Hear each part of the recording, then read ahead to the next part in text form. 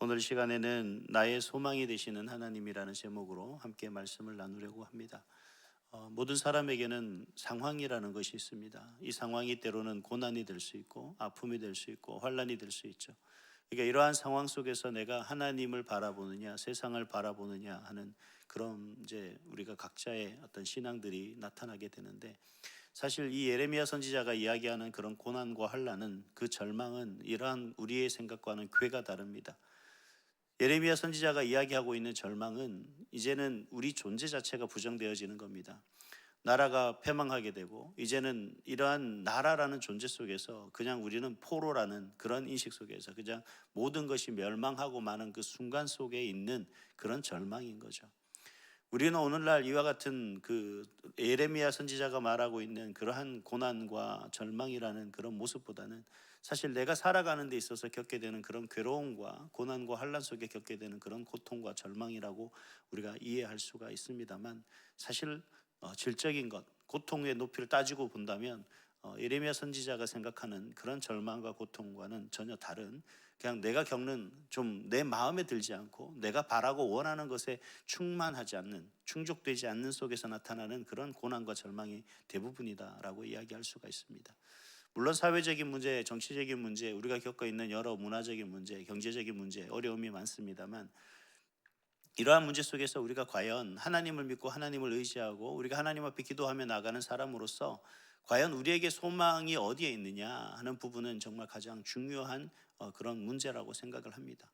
바로 이러한 문제 속에서 우리의 진정한 신앙이 고백되어지고 우리의 믿음이 과연 누구를 향하고 있느냐 하는 분명한 성찰이 이루어지는 그런 시간이겠죠. 예레미야 선지자는 자신이 겪는 그러한 모든 상황과 환난과 고난과 핍박 속에서, 즉 정말 바다 깊숙한 곳까지 내려가 바닥을 치고 이제 더 이상 소망이 없는 절망 가운데 있는 그 순간 속에서 이렇게 고백합니다. 그래도 나는 소망이 있다. 나의 소망은 누구냐? 바로 하나님이시다. 바로 하나님이 나의 소망이 되신다라고 그렇게 고백을 합니다. 그러한 소망이 있기 때문에 그러한 절망과 그 깊은 바닥까지도 다다른다 할지라도 좌절하거나 포기하거나 낙심하지 않는다라는 거죠.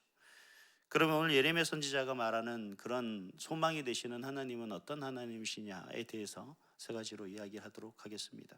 첫 번째는 뭐냐면 인자와 긍휼이 무궁하신 그런 여호와 하나님이시다라는 겁니다. 소망이 되시는 그 하나님께서 바로 이러한 나락 깊은 절망 가운데 있는 그러한 모습 속에 있던 그런 예레미야 선지자를 통해서 그 하나님을 고백하게 하는데, 19절에 보니까 뭐라고 이야기합니까? 자신의 믿음을 고백하고 소망을 말하고 있는 그 모습으로 우리에게 나타나는 것을 볼 수가 있습니다. 다시 말하면 이 절망적인 상황 속에서도 하나님은 역사하신다는 사실입니다. 하나님의 역사하심으로 말미암아 이 상황이 회복될 수 있다라는 그런 소망과 믿음의 고백을 지금 예레미야 선지자는 하고 있는 것이죠.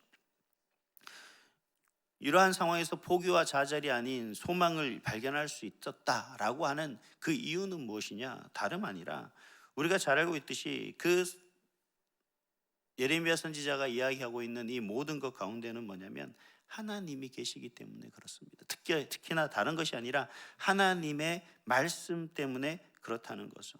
31절에 보니까 이는 주께서 영원하도록 버리지 아니하실 것임이라 라고 하는 그 신앙 고백 속에서 바로 우리가 얘기하고 있는 사무엘하 7장 16절에 보면 하나님께서 나단 선지자를 통해서 다윗에게 하신 말씀이 우리는 기억하게 됩니다. 어떤 말씀입니까? 내 집과 내 나라가 내 앞에서 영원히 보존되고 내 왕위가 영원히 견고하리라 라고 하신 그 말씀을 지금 예레미야 선지자는 붙들고 하나님의 그 약속을 붙들고 있기 때문에 비록 이 상황이 바닥 가운데 정말 절망의 끝에 머무른다 할지라도 나는 포기와 좌절이 아니라 하나님 앞에 소망을 둘 수 있다라고 하는 그런 고백이 나오는 거죠. 그래서 시편 37편 23절과 24절에도 보니까 여호와께서 사람의 걸음을 정하시고 그의 길을 기뻐하시나니 그는 넘어지나 아주 엎드러지지 아니함은 여호와께서 그의 손으로 붙드심이로다 라고 그렇게 고백하는 것을 볼 수 있습니다. 내가 지금 당장 넘어진다고 해서 하나님이 나를 버리거나 포기하는 것이 아니라 여전히 그의 오른손으로 나를 붙들고 있기 때문에 나는 포기하지 않는다라고 하는 거죠. 그래서 여러분, 포기하지 않는 것이 세상 사람들이 말할 때도 포기하지 않는 것에 대해서 박수를 보내고 찬사를 보냅니다. 하물며 하나님을, 절대적인 하나님의 놀라운 역사를 기대하는, 그리고 소망하는 우리가 이러한 좌절과 고난과 어떠한 상황 속에서도 우리가 포기하거나 좌절한다는 것은 정말 우리는 너무나 연약한 모습이다라고 할 수밖에 없게 되는 거죠. 그래서 여러분, 하나님 앞에 소망을 두십시오. 인자와 긍휼이 무궁하신 그 하나님께 오늘도 소망을 두고 믿음으로 승리하는 그런 저와 여러분 될 수 있기를 간절히 소망합니다. 두 번째는 뭐냐면, 구원하시는 하나님이시기 때문에 우리는 하나님께 소망을 두는 것입니다. 24절부터 시작해서 보면 선지자는 하나님을 기대하고 기다리고 있다라고 그렇게 고백하는 것을 볼 수가 있습니다. 선하신 여호와, 정말 모든 것을 구원하실 그 여호와를 기대하고 기다리고 기도하며 나아가고 있다라는 것이 바로 오늘 예레미야 선지자의 그러한 고백이죠. 하나님께 소망을 두고 간절히 기도하며 기다리라라고 하는 것이 우리를 향한 선지자의 그러한 권면입니다. 근데 우리가 이러한 삶의 모습 속에서 어떤 삶의 모습인가, 앞에서도 제가 잠깐 말씀드렸지만 지금 선지자가 겪는 그 괴로움, 그 고난, 그 절망은 29절에서도 표현하고 있는 것을 볼 수가 있습니다. 29절에 보니까 같이 한번 읽어볼까요? 시작. 그대의 입을 땅에 티끌에 댈지어다. 혹시 소망이 있을지로다. 여기서 말하는 그대의 입을 땅을 티끌에 댄다라는 말의 의미는 이러한 상황입니다. 이제는 내 자신이 낮아질 대로 낮아졌다라는 의미인데, 뭐 우리가 좀 이해하기 쉽게 설명을 한다면, 뭐 영화나 이런 것을 보면 누군가가 쳐들어와서 상대방을 굴복시킬 때 그의 목을 짓밟아서 그 얼굴이 땅에 대고 정말 말도 하지 못하고 숨도 못하고 흙과 얼굴이 맞닿아 있는 그 상태, 정말 온갖 절망과 그리고 굴욕감 속에서 패배감에 젖어 있는 그 모습을 이야기하고 있는 겁니다. 이제는 뭐만 기다리는 거예요? 죽기만을 기다리는 그 상황입니다. 그저 내 목을 짓누르고 있는 그 상대에 의해서 내 모든 것이 결정되는 그런 순간입니다. 아무것도 도움이 될 수 없고 아무것에도 의지할 수 없는 그런 절체절명의 순간이죠. 이런 상황 속에서도 뭐라고 이야기하냐? 나를 구원하신 하나님께 소망을 두도록 기다리고 기대하고 기도하며 기다리라는 그런 이야기를 하고 계시는 것을 볼 수가 있습니다. 그래서 이 예레미야 선지자는 우리에게 두 가지를 이야기하고 있습니다. 그냥 기다리는 것이 아니라, 시간이 갈 때를 기다리는 것이 아니라, 우리가 어떠한 모습으로 어떤 자세로 구원의 하나님을 기다려야 되느냐. 첫 번째는 불평과 불만을 제기하며 소란스럽게 할 것이 아니라 자신의 죄를 생각하며 회개하며 겸손히 기다리라라고 그렇게 말하고 있습니다. 지 상황이 어떻든 간에 누구에든 불만과 불평과 이러한 부분들에 토로하며 소란스럽게 할 것이 아니라, 정말 잠잠히 하나님 앞에서 자기 성찰하며 회개하며 하나님이 역사하실 그날을 겸손히 기대하고 기다리라는 것이죠. 또 한 가지는 뭐냐면, 상황과 형편을 벗어나기 위해서 부산스럽게 하기보다는 하나님의 때를 기다리며 소망을 품고 기도하면서 기다리라는 것입니다. 어떤 상황을 벗어나고자 뭔가 몸부림치며 소리를 지르고 어떻게든 하려고 해보는 그러한 모습이 아니라, 정말 그 모든 것을 다 내려놓은 채 그저 하나님의 때를 기도하며 기다리라는 겁니다. 아무리 몸부림치고 애쓴다 할지라도 하나님의 때가 이르지 않으면 아무것도 이루어지지 않는다라는 얘기입니다. 그러니까 절대적으로 하나님 앞에 내 자신의 죄를 회개하며 나를 돌이켜보며 하나님 앞에 겸손한 마음으로 기다리고, 그리고 그 역사하실 그 하나님의 때를 기다리는 그러한 마음 자세로 기도하며 기다리라는 거죠. 이게 바로 하나님께 소망을 두고 하나님의 때를 기다리는 자의 모습이다라고 그렇게 예레미야 선지자는 이야기하고 있는 겁니다. 다시 말하면 우리는 오늘날 너무 조급해합니다. 작은 문제가 발생하고 조그만 어떤 일이 생기면 저부터라도 지금 어떻게 빨리 해결했으면 좋겠습니다. 당장에 뭔가를 해결하고 딱 매듭을 지어야지 마음이 편하고 속이 편하고 뭔가 또 다른 것을 도전하거나 뭔가를 할 수 있을 텐데, 사실 그렇게 쉽게 생각처럼 모든 게 결단되어지고 딱 문제가 해결되어지고 하지는 않습니다. 그러다 보니 조급증을 가지고 있는 것이 오늘날 살아가는 저와 여러분의 모습이 아닌가, 특히 이 한국 사람, 빨리빨리를 외치는 한국 사람의 모습이 아닌가 생각을 합니다. 그렇기 때문에 하나님은 그러한 저와 여러분에게 이러한 조급한 마음 때문에 서두르려고 하고 뭔가 빨리 매듭을 짓고자 하는 그런 저와 여러분에게 말씀하십니다. 조급해하거나 불안해하지 말라. 그저 자신의 죄를 돌아보며 나 스스로를 돌아보며 하나님의 때를 기다리는, 기도하며 기다리는 그러한 믿음을, 지금 믿음을 가질 때이다 라고 이야기하고 있는 거죠. 그것이 바로 진정한 소망을 하나님께 둔 그러한 기다림자에 대한 모습이다 라고 이야기를 하고 있습니다. 여러분, 우리를 구원하시는 그 하나님, 그 하나님께 소망을 둔 자로서 내 자신을 돌아보며 정말 겸손히 가장 낮은 자의 모습으로 하나님의 때를 기도하며 기다리는 그런 저와 여러분이 될 수 있기를 간절히 소망합니다.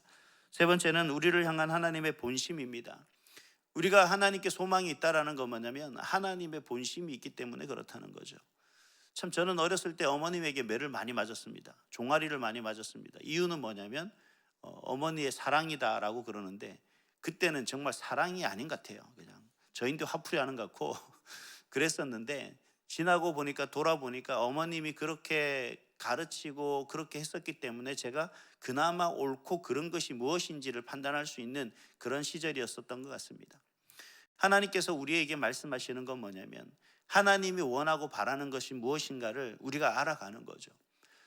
예레미야 선지자는 오늘 본문에서 그런 얘기를 합니다. 하나님이 이 고난과 이런 아픔 속에 우리를 그냥 두는 것은 우리가 그런 고난을 경험하며 그 고난 속에서 하나님을 저버리고 좌절과 낙심 속에서 하나님을 원망하며 살아가는 것이 아니라 그 속에서 정말 하나님의 살아계심과 그리고 하나님을 의지하며 나아가야 된다라는 그 진실을 우리가 깨닫고 진정한 하나님과 함께 더불어 하나님을 믿고 의지하며 살아가는 그런 인생이 되기를 원하신다는 거죠.